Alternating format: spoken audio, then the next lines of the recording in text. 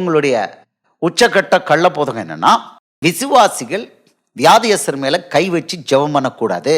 அது முழுசா ஊழியம் செய்ய அழைக்கப்பட்ட பாஸ்டர்களுடைய வேலை. விசுவாசிகள் அதை பண்ணக்கூடாது. அதை மீறினா அவங்களுக்கு என்ன வியாதி வருதோ அதுதான் உங்களுக்கு வரும். கைகளை வைத்து வியாதிகளை குணப்படுத்துவது இயேசுவின் விசுவாசியின் அடையாளம். மார்க் 16, 17, 18, 19.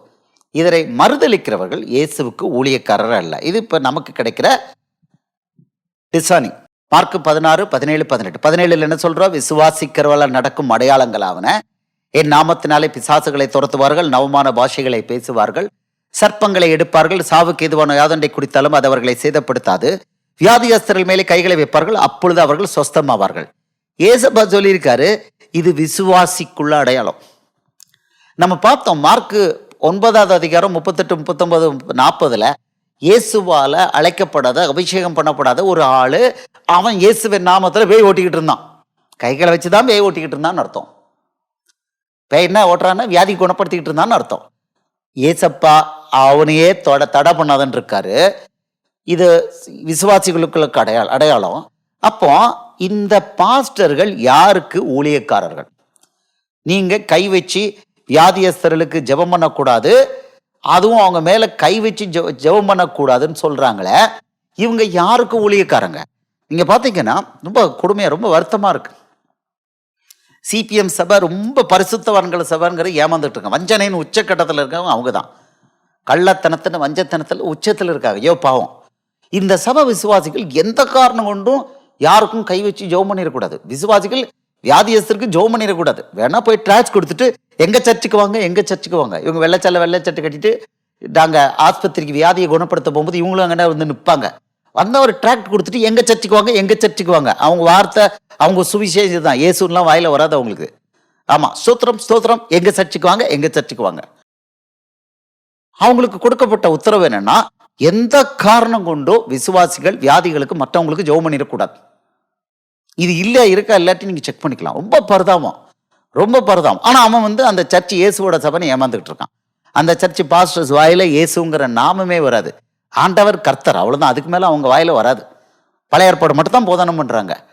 நாங்க பரிசுத்தவான்கள் சியோனுக்கு போறோம் அப்படின்னு சொல்லி ஏமாந்துட்டு இருக்காங்க. ரொம்ப வைத்தறிச்சலா இருக்குது.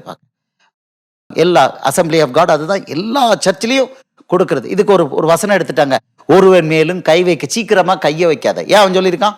பவுல் தீமோத்தேயுட்ட எல்லாரும் மேலும் ஒருவன் மேலும் சீக்கிரம் கை வைக்காத. ஏன் சொன்னா, கை வச்சா இவனுக்குள்ள அபிஷேகம் அங்க போயிடும். ஆமா, 1 தீமோத்தேயு 4:14 அவன் சொல்றான், கைகளை வச்சதுனால உனக்கு கிடைச்ச அபிஷேகத்தை குறித்து எச்சரிக்கையாரு, கவனமாறு அப்படிங்கிறான். இப்ப நான் கை வச்சு அபிஷேகத்தை கொடுத்திருக்காரு, ஏசப்பா கொடுத்திருக்கிறார், அபிஷேகத்தை கொடுக்கலாம். ரோமர் 1:9, 10 உங்களுக்கு சில வரங்களையாவது கொடுக்கலாம். இயேசுடைய மகன் அடுத்தவங்களுக்கு அபிஷேகத்தை வரங்களை கொடுக்கலாம். வசனம் இருக்குது. கைகளை வச்சா இங்க இருந்து அந்த வல்லம் அங்க போயிடும், அவனுக்கு போயிடும்.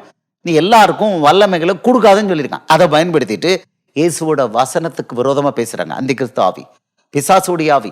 இந்த சபைகளுக்கும் இயேசுவுக்கும் சம்பந்தம் கிடையாது. வஞ்சிக்கப்பட்ட சபைகள் இவங்க எல்லாம். இப்ப இந்த மகா உபத்திரவ காலத்துல இவங்க எல்லாரும் துண்டை காணும் துணியை காணும் ஓடுவாங்க. ஏன்னா இவங்களுக்கு இயேசு யாருன்னே தெரியாது.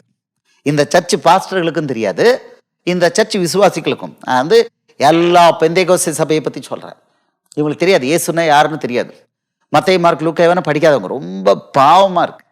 அந்த வசனத்தை ஒரு 4 வசனத்தை படிச்சா அவங்கள்ட்ட இருக்கிற கட்டுகள் உடைஞ்சிரும். படிக்க மாட்டேக்கானுங்க, படிங்கன்னு சொல்லி கொடுக்க மாட்டேக்கானுங்க எவனும். ஜஸ்ட் 2 அதிகாரம் எடுத்து மத்தேயு, மார்க், லூக்கா படிச்சாலே போதும். அத்தனை பேர் மென்டல் டிப்ரெஷன்ல இருக்கான், பைத்தியக்கார ஆஸ்பத்திரியில் கொண்டு அட்மிட் பண்ற நிலையில இருக்கிறாங்க. இந்த வசனத்தை படிச்சா சரியா போயிடும். இயேசுவோட வசனம் தான் ஜீவ தண்ணீர், அதுலதான் விடுதலை இருக்கு. யோவான் 8:31, 32 அதுலதான் விடுதலை இருக்குன்னு சொல்ல மாட்டேங்கிறாங்க. சங்கீத நீதிமொழிகளை படிச்சுக்கிட்டு இருக்காங்க. டெத்து பெட்ல சங்கீதத்தை படிச்சுட்டு ஏசாய படிச்சுட்டு செத்துட்டு போறானுங்க. வயத்தறிச்சலா இருக்கு. எங்களுக்கு தெரிஞ்ச ஒரு சகோதரி, கட்டட சபை அடிபை, அவங்க கொரோனா வியாதியில மறித்தாங்க. என் மனைவி போய் கொரோனால ஐசியூல போய் பார்த்தாங்க. ஐசியூல போய் பார்க்கலாம், ஒன்னாகாது. இயேசுவோட சீஷிக்கு ஒன்னாகாது. போயிட்டு வந்துட்டாங்க.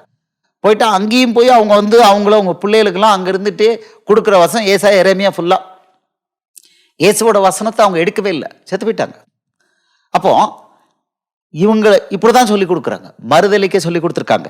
இயேசுவை மறுதலிக்க சொல்லி கொடுத்துருக்காங்க. பொய் உபதேசம்.